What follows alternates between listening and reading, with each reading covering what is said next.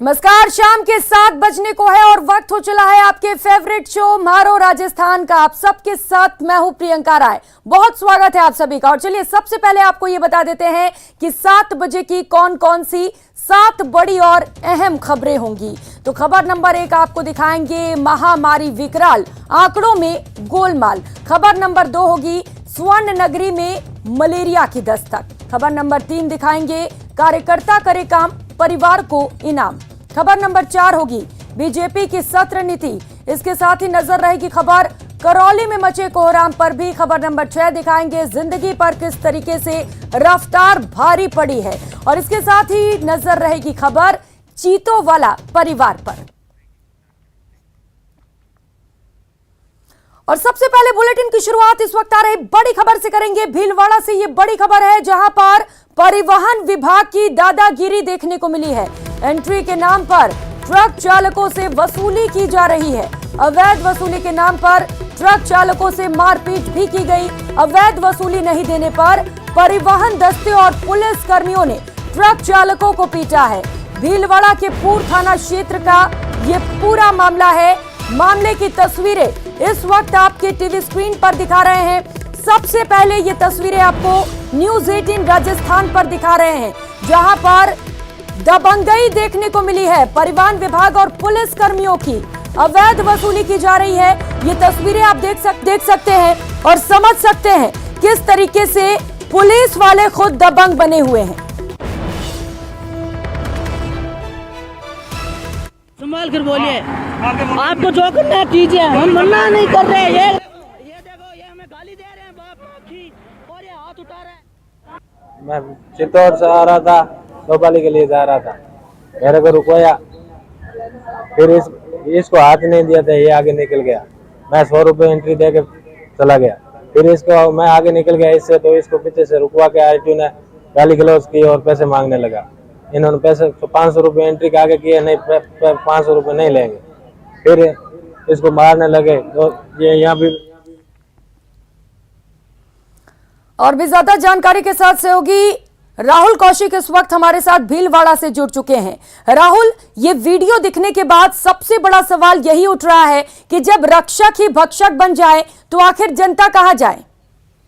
जी प्रियंका, बिल्कुल सही बात है। जिस प्रकार से ये पूरा घटनाक्रम हुआ है, जिस प्रकार से वीडियो सामने आया है, जिस प्रकार से ट्रक चालू के साथ हाथापाई हुई है, मारपीट हुई है, बहुत ही बड़ा प्रश्नवाचक चिन्ह उठता है कि कहीं ना कहीं जहाँ पुलिस रक्षा के लिए पुलिस बनी हुई है, वहीं भक्षक बनी हुई है। लगातार इनको वहां पे मारा गया, वीडियो बनाने पे मारा गया। पहले 2 ट्रकों को रोकने की कोशिश की गई, जिसमें एक ट्रक को रोक लिया गया और दूसरा ट्रक चालक आगे अपना ट्रक लेके चले गया। उसके बाद ये पूरा घटनाक्रम सामने आया और उनको मारना शुरू किया गया। जो वीडियो बना रहा था उसको भी मारा गया, उसको भी धमकाया गया। और तीनों जो उसमें 3, एक ट्रक चालक, एक खलासी और एक ट्रक चालक एक और, तीनों को बुरी तरह मारा गया। यहाँ तक कि पुलिस ने धमकाया भी उनको, पुलिस थाने ले जाके अगर वीडियो डिलीट नहीं किया गया तो तुमको फंसा लेंगे और इस प्रकार के आरोप लगा देंगे, तुम यहाँ से निकल नहीं पाओगे। उसके बाद उन्होंने उससे वीडियो भी डिलीट कराया गया, पर कहीं ना कहीं उनकी सूझबूझ, जो ट्रक चालक थे उन्होंने पहले वीडियो वायरल कर दिया था, उस हिसाब से वीडियो बाहर आ गया। पर जिस प्रकार से चौथ वसूली सामने लगातार आए जा रही है, ये पहला मामला नहीं है। इससे पहले मावली विधायक ने भी खुले में जो चौथ वसूली परिवहन विभाग द्वारा की जा रही थी, पुलिस कर्मी, ये पहला मामला ऐसा नहीं है, और भी जगह पर ऐसे वारदात हुए हैं। लेकिन सबसे बड़ी दिक्कत तो यही है ना कि पुलिस वाले अपना जो पावर है उनका दुरुपयोग करते हैं। अगर सदुपयोग करते तो शायद प्रदेश में अपराधी नहीं होते। बहुत शुक्रिया आपका इन तमाम जानकारियों के लिए। और अगली खबर का रुख करेंगे। प्रशासन के लाख प्रयासों के बावजूद सूबे में लंपी से गायों की मौत का सिलसिला बदस्तूर जारी है। रोजाना गायों की मरने की तस्वीरें सामने आ रही हैं। अब इनकी मौत की संख्या को लेकर भी विवाद शुरू हो गया है। पशुपालन विभाग के आंकड़ों में जहां महज 58,000 गौवंशों की मौत हुई, तो वहीं वीडियो संघ और सरपंच संघ का दावा है कि सूबे में अब तक 7.5 लाख गौमाता काल के ग्रास में समा चुकी हैं। इन दावों पर पेश है न्यूज 18 की एक खास रिपोर्ट।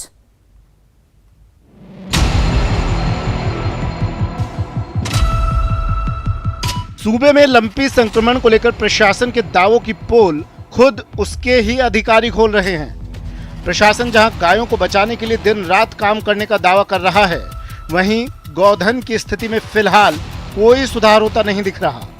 पशुपालन विभाग पर गायों की मौत पर हेराफेरी कर कम दिखाने के आरोप लग रहे हैं। ये आरोप लगा रहे हैं ग्राम विकास अधिकारी संघ और सरपंच संघ के महासचिव। पशुपालन विभाग का कहना है कि अब तक सिर्फ 58,000 गौ माता की मौत हुई है, जबकि वीडियो का दावा है कि उन्होंने जो रिकॉर्ड तैयार किया उसमें 7 लाख से ज्यादा गायों की मौत हुई है, जबकि सरपंचों के पास जो आंकड़े हैं वो इससे करीब 1 लाख ज्यादा यानी 8 लाख गौवंशों की मौत का है। पूरे राजस्थान भर में 7 लाख से ज़्यादा हमारे गायों की डेथ हुई है और ये डाटा हम कलेक्ट कर चुके हैं और डाटा कलेक्ट करके हम अपने विभाग को भी देने जा रहे हैं।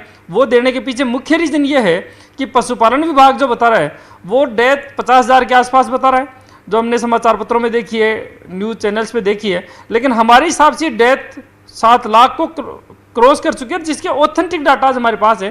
क्योंकि हम लोग जो वैज्ञानिक पद्धति से शवों का निस्तारण कर रहे हैं, उसके निस्तारण से पहले हमारे द्वारा ग्राम पंचायतों में बाकायदा रजिस्टर मेंटेन किया जा रहा है। अगर किसी पशुपालक की गाय की डेथ हुई है तो पशुपालक का नाम लिखा जा रहा है। 8 लाख के लगभग गौवंश लंबी बीमारी की वजह से मर चुका है, जिसमें बीकानेर, जोधपुर, बाड़मेर में करीबन 1 लाख से भी ऊपर की संख्या है। इसमें पशुपालन विभाग के पास में सही आंकड़े नहीं है और राजस्थान सरकार ने अभी तक इसमें गायों को दफनाने के लिए भी राशि किस प्रकार से दी जाएगी वो तय नहीं की है। इसलिए मैं राजस्थान सरकार से अनुरोध करता हूं कि गायों को दफनाने के लिए ग्राम पंचायतों को क्या राशि दी जाएगी वो निश्चित करें। वहीं इस मामले पर जब न्यूज 18 ने पशुपालन विभाग से संपर्क किया तो उसने इन आंकड़ों के संकलन करने की पद्धति पर ही सवाल उठा दिए। पशुपालन विभाग के अतिरिक्त निदेशक डॉक्टर नरेंद्र मोहन सिंह का कहना है कि सरपंच और वीडियो पशुपालन विभाग फर्जीवाड़े की उच्च स्तरीय शिकायत करेंगे। साथ ही सही आंकड़े सही आए इसके लिए प्रक्रिया में भी सुधार किया जाएगा। इसके साथ ही उन्होंने विभाग की लाचारी जताते हुए कहा कि विभाग के पास पर्याप्त स्टाफ नहीं है जिससे हर मरने वाली गाय की गिनती हो सके। आंकड़े लेने का मुझे मैं स्पष्ट रूप से नहीं कह पाऊंगा कि वो लिखित में लेता होगा, लिखित में सब होता नहीं लेता होगा, क्योंकि इस तरह के उनको निर्देश नहीं दिए गए थे कि आप ग्राम पंचायत से लिखित में लेंगे। तो इसमें कोई प्रक्रिया में सुधार करवाना पड़ेगा सरकार से बात करके हमें, कि या तो वो फ़ोटो लेवें। जैसे कल चित्तौड़ में बात हुई तो जिला परिषद वालों ने ये कहा कि भाई अब हर पशु की फ़ोटो लेने का तय करेंगे, तो फ़ोटो लेवे तो कम से कम ये प्रूव हो जाए कि भाई ये पशु था, इसकी ये लंपी सी ग्रसित था। दावों और उनकी हकीकत जो भी हो, लेकिन सच ये है कि सूबे में लंपी से गायों की मौत पर राजनीति होने के साथ ही आंकड़ों में हेराफेरी लंपी को रोकने पर सरकार के दावों पर ही सवाल खड़े कर रही है। लंपी स्किन डिजीज के कारण राजस्थान में बड़े पैमाने पर गौवंश की मौत हुई है। पशुपालन विभाग एक तरफ 56,000 से ज़्यादा पशुओं के मौत का दावा कर रहा है, वहीं पंचायती राज विभाग के ग्राम सेवक संघ और सरपंच संघ ने ये आंकड़ा 8 लाख के पार बताया है। निश्चित तौर पर गौवंश से पशुपालकों की कमर टूट गई है। वहीं अब राज्य सरकार के लिए ये आंकड़ों का विवाद कहीं कोई बड़ी मुसीबत ना बन जाए। कैमरा पर्सन यासीन अहमद के साथ राकेश शर्मा, न्यूज 18 राजस्थान, जयपुर। निश्चित तौर पर लंपी को लेकर सरकारी विभाग के आंकड़ों और वीडियो संघ के आंकड़ों में साफ फर्क नजर आ रहा है। सूबे का कोई भी ऐसा जिला नहीं है जहां दोनों के आंकड़े एक समान हो। हर जिले में पशुपालन विभाग की रिपोर्ट के आंकड़े वीडियो संघ के आंकड़ों से बहुत कम नजर आ रहे हैं। जोधपुर जिले में जहां वीडियो संघ के मुताबिक मरने वालों गायों की संख्या 1,26,748 है, वहीं पशुपालन विभाग के मुताबिक जिले में महज 4,046 ही गौवंश मरे हैं। इसी तरह से बीकानेर जिले में भी आंकड़े मेल नहीं खा रहे। दोनों में ही जमीन आसमान का फर्क देखा जा सकता है। बीकानेर में पशुपालन विभाग जहां महज 2,846 गौवंश मरने की बात कर रहा है, वहीं वीडियो संघ के मुताबिक 1,16,678 गायों की मौत हुई है। ऐसा ही हर जिले से आंकड़ा सामने आ रहा है। आंकड़ों में भारी गोलमाल देखने को मिल रहा है।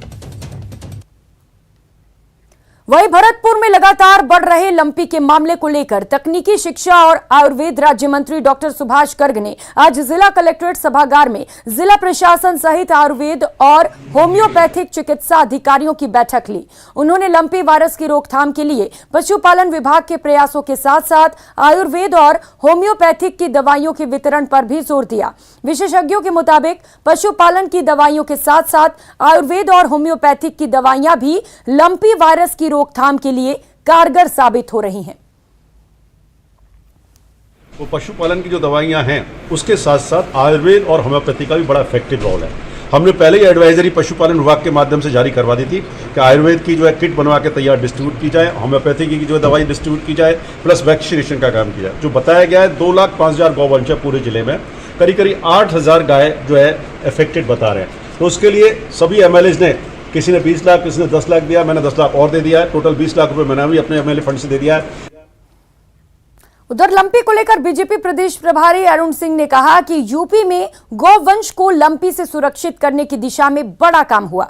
यूपी में योगी सरकार ने 22 लाख वैक्सीन स्टॉक में रखा, जबकि राजस्थान में ऐसा कुछ नहीं हुआ। इसके साथ ही अरुण सिंह ने कहा कि सीएम को मथुरा में जाना चाहिए, वहां जाकर देखना चाहिए कि गायों को कैसे बचाया जा रहा है। राजस्थान की गहलोत सरकार कुछ काम नहीं कर रही है। लंपी के महामारी से यहाँ पे गोवंश की लगातार मृत्यु हो रही है और केवल केंद्र पे दोषारोपण करने का काम कर रही है।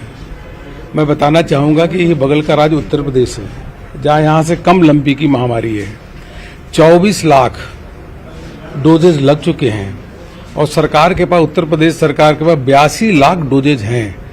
जो 24 लाख डोज लगे हैं गोवंश को, वो मुफ्त में लगे हैं। योगी जी ने उनके लिए आइसोलेशन से लेकर के सभी कुछ फ्री किया है।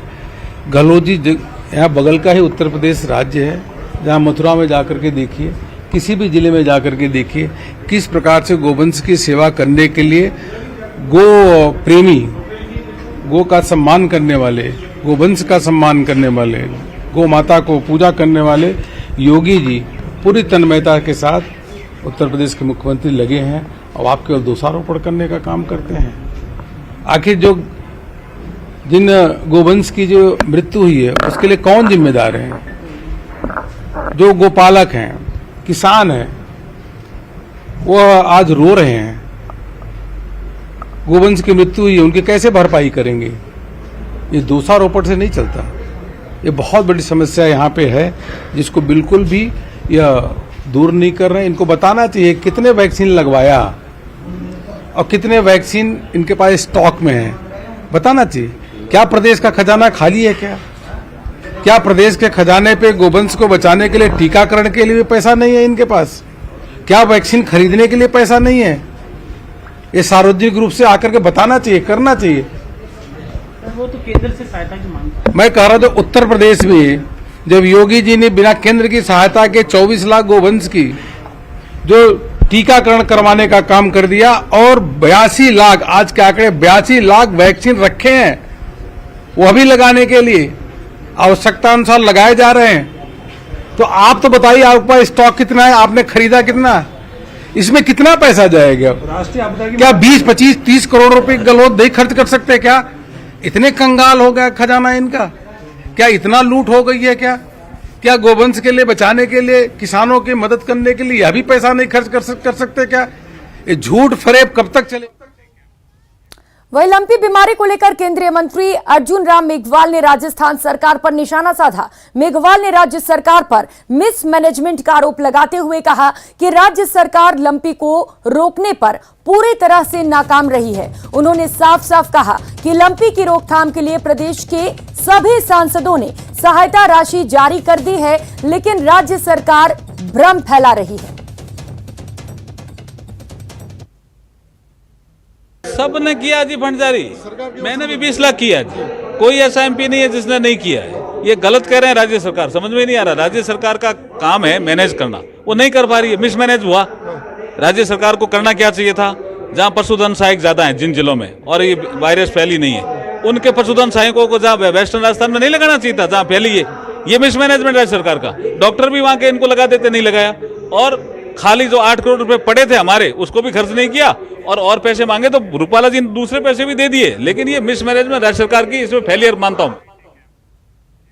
और बुलेटिन में अब बात मलेरिया के दस्तक की। जैसलमेर जिले में मलेरिया ने रफ्तार पकड़ ली है। मलेरिया तेजी से फैल रहा है। हाल यह है कि रोज 8 से 10 मलेरिया मरीज सामने आ रहे थे। शनिवार को अचानक मलेरिया का विस्फोट हो गया। एक ही दिन में 30 मलेरिया पॉजिटिव मरीज सामने आए। जवाहर अस्पताल मरीजों से फुल हो चुका है। सुबह ओपीडी शुरू होने से पहले ही अस्पताल में लंबी लंबी कतारें लगनी शुरू हो जाती हैं। दोपहर तक मरीजों की भारी भीड़ पड़ती है। पिछले 2 दिनों से जवाहर अस्पताल की ओपीडी 1700 के पार पहुंच चुकी है। हालात ये है कि अब अस्पताल प्रबंधन को अतिरिक्त बेड लगाने पड़ रहे हैं। मलेरिया के साथ मौसमी बीमारियां भी बढ़ रही हैं। बरसात के बाद मच्छरों की संख्या में इजाफा हुआ है। शहर में जगह जगह गंदगी के ढेर लगे हुए हैं, जिससे मच्छरों की संख्या बढ़ रही है और मलेरिया तेजी से पांव पसार रहा है। तो हो गया 4 दिन हो गए मेरे को। पहले दिन तो भर्ती करे तो नीचे ग्राउंड में बोतल मोची भी नहीं थी। बॉर्डर से लोग 100 किलोमीटर से लोग यहाँ आ रहे हैं, देखने को कुछ नहीं मिल रहा है। बस खुले में बाहर ये मच्छर काट रहे हैं, खुले में सो रहे हैं और एक बेड पे 2-2 3-3 बच्चे बैठे हैं। यहाँ पे सुविधा भी बहुत कम है, लेकिन डॉक्टर भी है यहाँ पे 2-3 है बच्चों के। तो फिर हमारे पास जो पुराना हमारा किसी टाइम पे बच्चों का वार्ड था और उसको हमने अभी कोविड के लिए रिजर्व किया हुआ था, उसको भी हम इसके काम में इस्तेमाल। और फिलहाल यहाँ वक्त चला एक बहुत ही छोटे से ब्रेक का, लौटेंगे फौरन।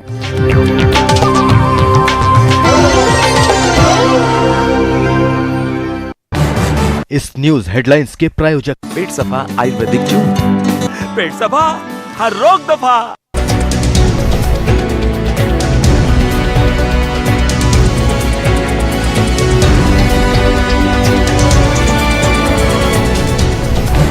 इस न्यूज हेडलाइंस के प्रायोजक पेट सफा आयुर्वेदिक जून। पेट सफा हर रोग दफा।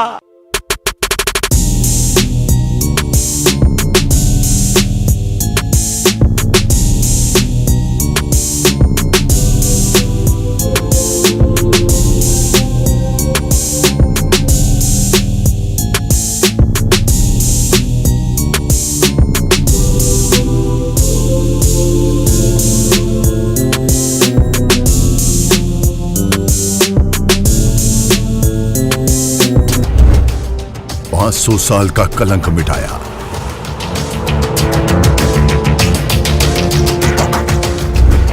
सही मायनों में स्वर्ग को अपना बनाया।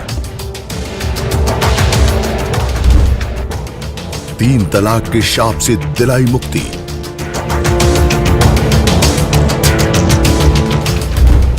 पहाड़ों पर तपस्या, बाबा की भक्ति, उम्मीदों का आसमान, आर्थिक मोर्चे पर ऊंचा परचम।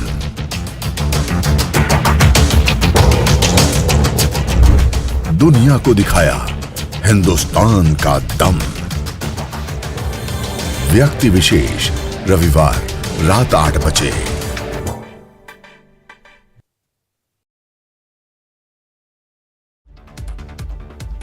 पीएम मोदी ने देश भर के उत्पादों के निर्बाध आवागमन को बढ़ावा देने के लिए राष्ट्रीय लॉजिस्टिक नीति जारी की है। इस नीति में प्रक्रियागत इंजीनियरिंग, डिजिटलीकरण और बहुसाधन परिवहन जैसे विभिन्न क्षेत्रों पर ध्यान दिए जाने की संभावना है। अपने जन्मदिन के मौके पर पीएम मोदी ने बड़ी सौगात दी है। प्रधानमंत्री ने आज कुनो नेशनल पार्क में नामीबिया से लाए गए 8 चीते छोड़े। तो इन चीतों को रिलीज करने के बाद पीएम मोदी ने अपने संबोधन में कहा कि आज चीता दशकों बाद हमारी धरती पर वापस आए हैं और इस ऐतिहासिक दिन पर मैं सभी भारतीयों को बधाई देना चाहता हूं।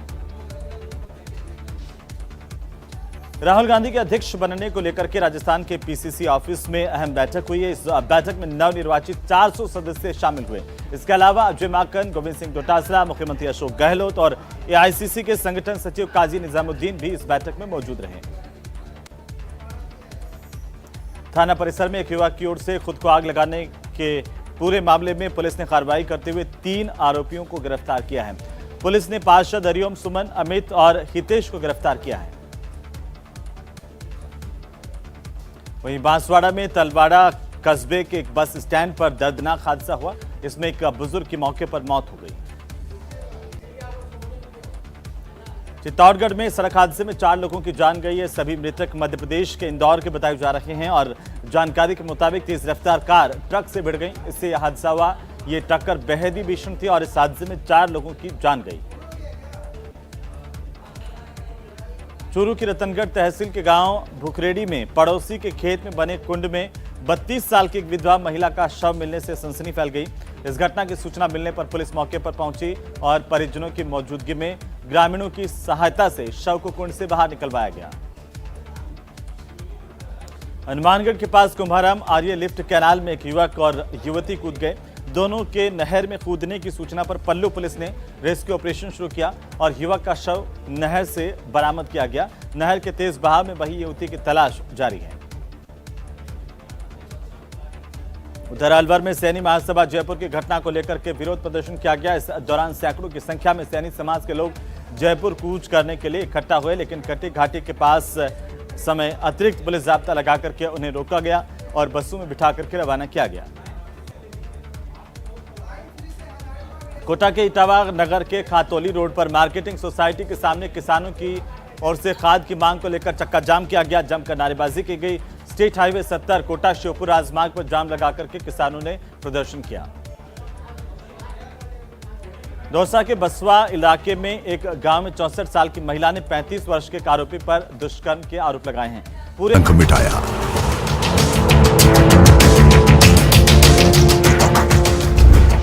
सही मायनों में स्वर्ग को अपना बनाया। 3 तलाक के शाप से दिलाई मुक्ति।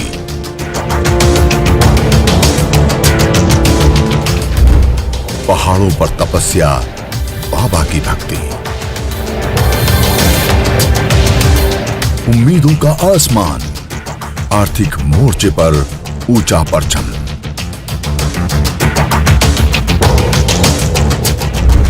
दुनिया को दिखाया हिंदुस्तान का दम। व्यक्ति विशेष रविवार रात 8 बजे।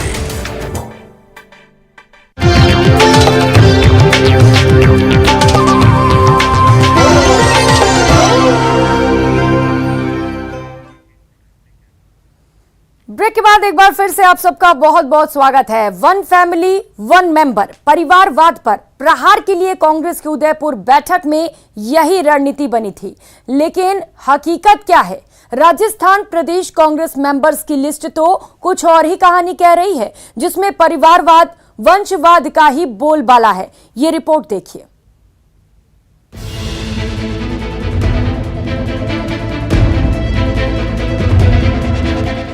वंशवाद की बेल, कांग्रेस में खेल। अपनों पर करम, परिवारवाद शर्म। राजस्थान कांग्रेस में परिवारवाद।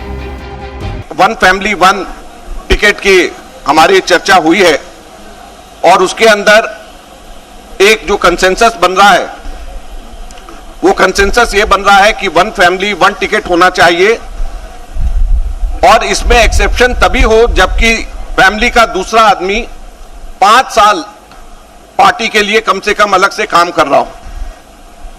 ऐसा ना हो कि कोई व्यक्ति एकदम से कोई पुराना लीडर है वो एकदम से हो और उसके बाद में उसका रिश्तेदार, उसका बेटा कोई एकदम से आकर के चुनाव लड़ ले। तो अगर किसी को इलेक्शन लड़ना है तो उसको खुद व्यक्तिगत तौर के ऊपर कम से कम 5 साल उसको संगठन के अंदर उसको देने होंगे।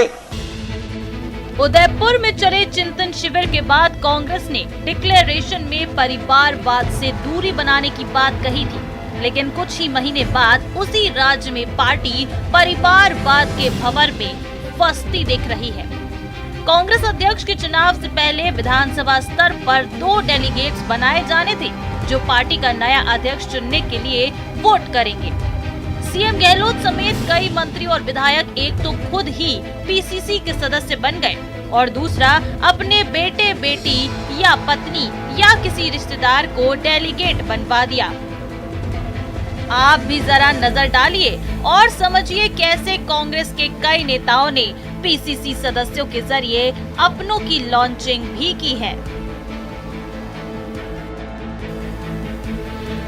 विधायक महेंद्र चौधरी और उनकी पत्नी सुनीता चौधरी बनी पीसीसी सदस्य।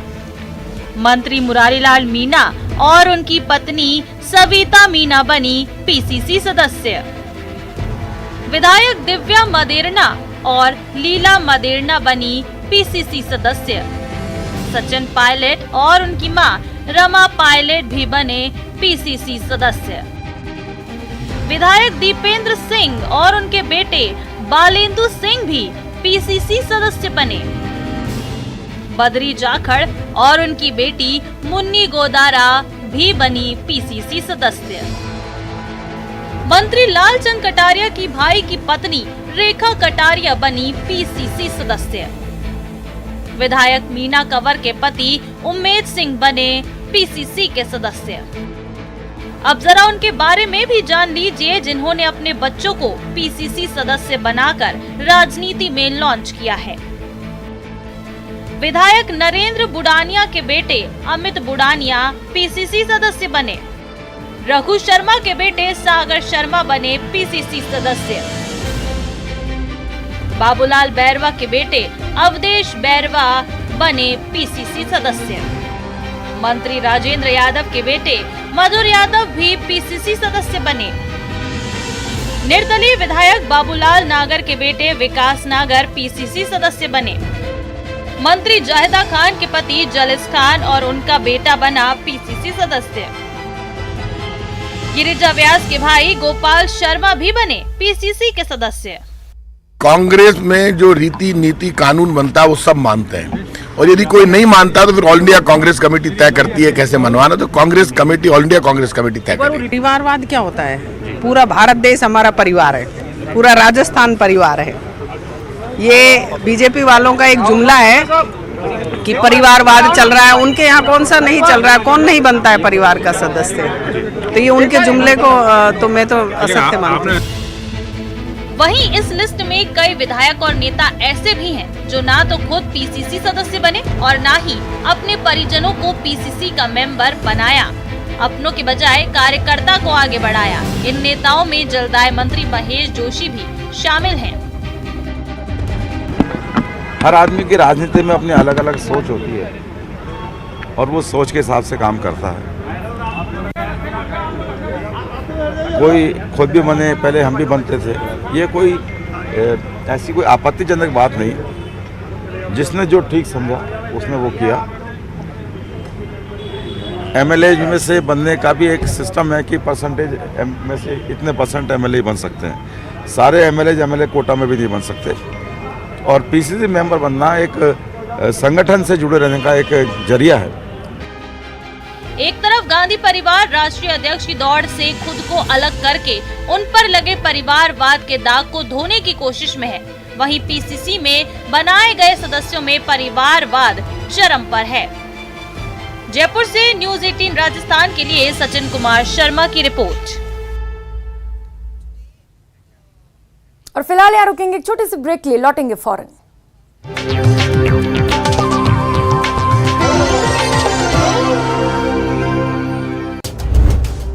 500 साल का कलंक मिटाया,